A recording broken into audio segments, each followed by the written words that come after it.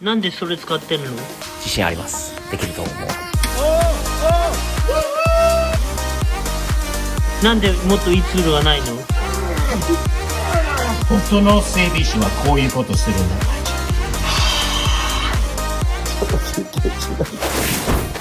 皆さんこんにちは。スティーブテキシテンのスティーブです。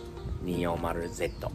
アメリカだったらね、普通だったらダットさん 240Z もしくは 240Z もしくはただの Z。Z は Z って発音しないですよ。英語だったら Z、240Z、Datsun 240Z、それか 240Z もしくはただの Z カーとして、言えば誰でももうどこでもみんなわかりますよね。これです。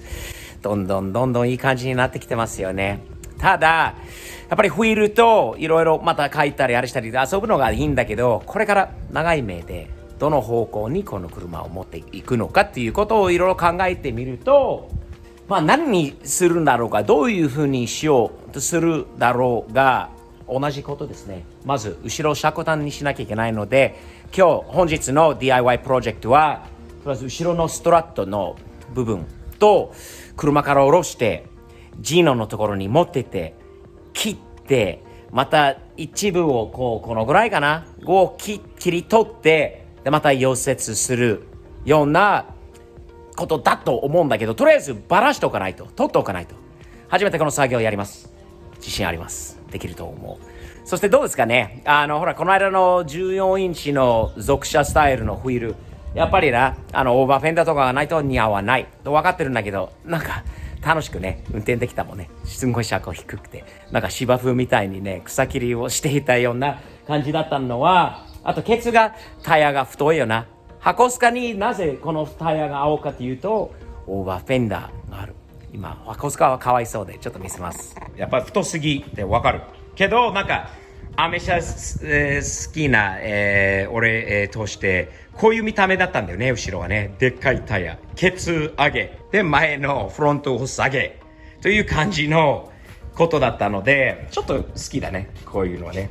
アメリカでこういう車検とかでチェックされることはないんで問題はないんだけど、こういう風に走らせるの羨ましいでしょみんなね、日本人のみんな。でもオーバーフェンダーになるんだろう。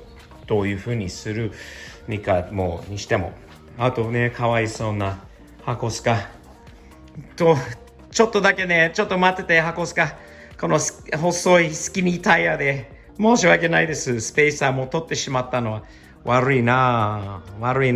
でもね、皆さんこれ予定もちょっと考えてることあります。まだ内緒です。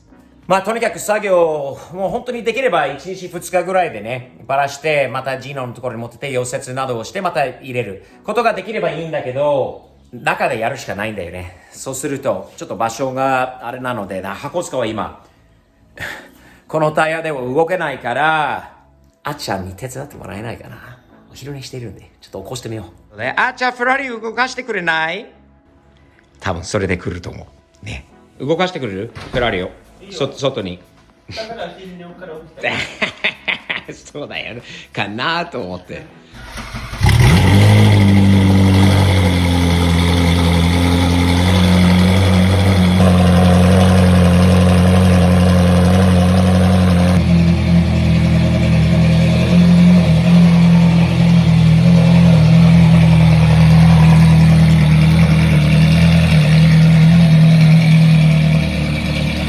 こういう感じでちょっとばらしてみるんで、初めての DIY です。頑張りますよ。今回の溶接以外は全部自分でやるつもりで、います。あっちゃんに手伝ってもらえるかな。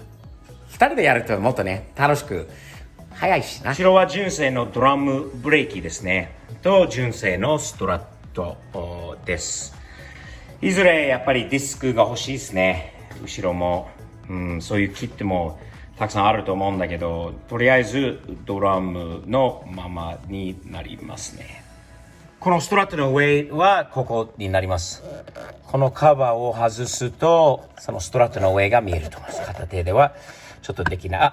取れた。この 1,2,3 本とこのコントロールアームの下のところですよね。かなとこれとこれだと思うですよね。なんとなくまずはこの E ブレーキ、パーキングブレーキですね。のホルダーがここにあるんで、これは多分邪魔になると思うので、先にこれを外しておかないと。で、このピンとこのドラムの後ろにつながってるところもあるので、これも外します。日本語だったらこれ肩ピンって言うんですか？英語だったらカルピンと言います。これを外すことによってブレーキが外れました。はい。汚いね。何年分のモンタナの汚れ、モンタナの泥だよね。見える限りは上に3本のナットがあって、それはそのままに止まったままにします。次は下にあるこのコントロールアームというんですかにこう通っているこのボルト、このナット、ボルトっていうか、これ取ります。このシャフト。そうすることによってこれ全体的に上からこうちょっとこう出てくるんじゃないかなと思うので、正しくなければ許してね。なんとかなると思います。やっぱり交換したいんだよね。見てこのゴムが。これは注文だな。こういうのはね。次はここから回せば出てくるのかな。それかハマーじゃないんでボルトを壊したくないので。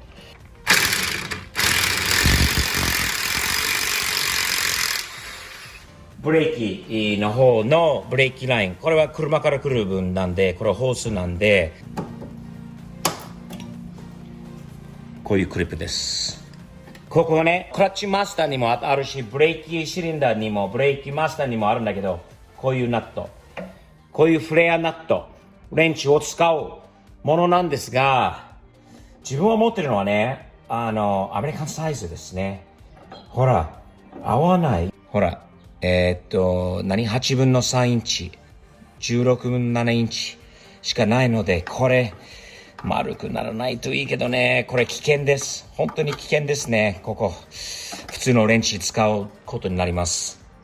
結局さ、俺正しい道具持ってないので、もう丸くなってきてるような感じなので、古くて腐ってて、これは交換だな、多分。ねえ、あっちゃん。なのでこのホースもダメだし、見てこのホースもうなんかもう古いんで切っちゃおうか。切るかねえ、切よう。もう邪魔なんで切っちゃいます。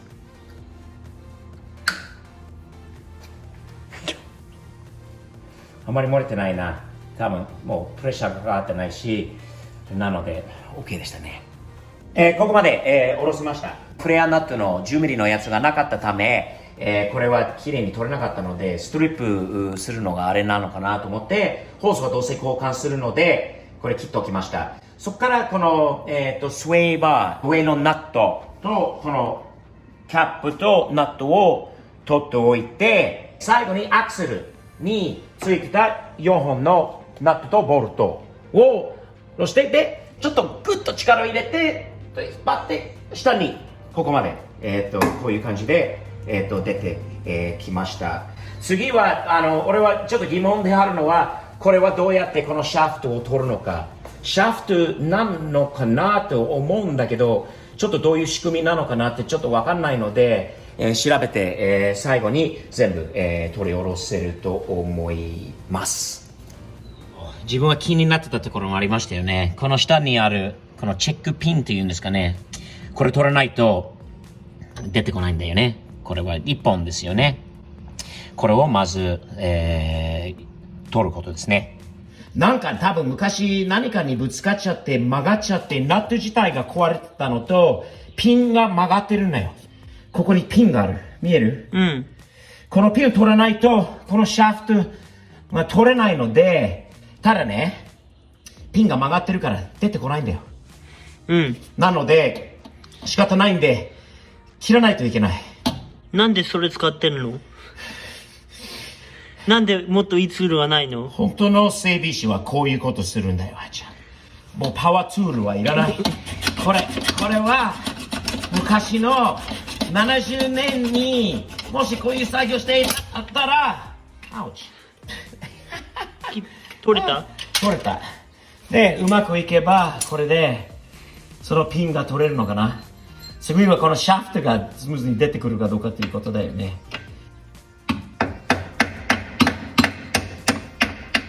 ピンが出てきてるでしょ。うん。おおおおお結局さ、もうここまで来てさ、下の、あれもう出しにくいんだよね。このままで。で、よく考えると、もうコントローラーも全部出した方がよくない？ね。ねえ。はい。じゃあ、引っ張ってみてください。はい。おお。オッケー。はいよ。おし。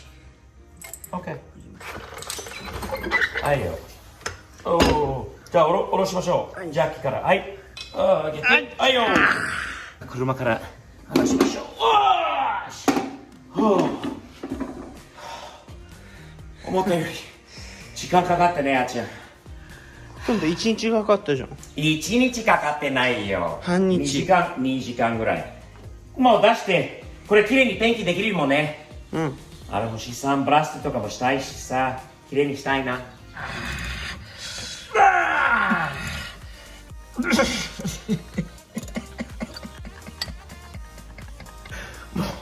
そこまでスムーズにいったのにチームワーク。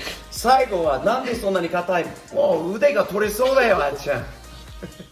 助けてよ、早く。よりもいい道具欲しいよ。もう買っちょうだいよ。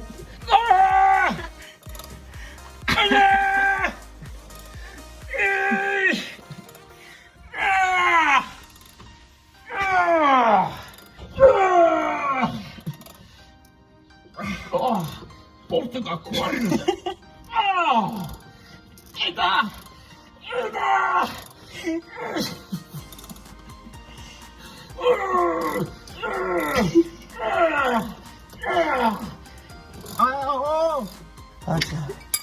熱いこれ。熱いよ、当然に。熱い。あちゃん。鳥。あちゃん。ちょっと休憩しないと。腕が動かない。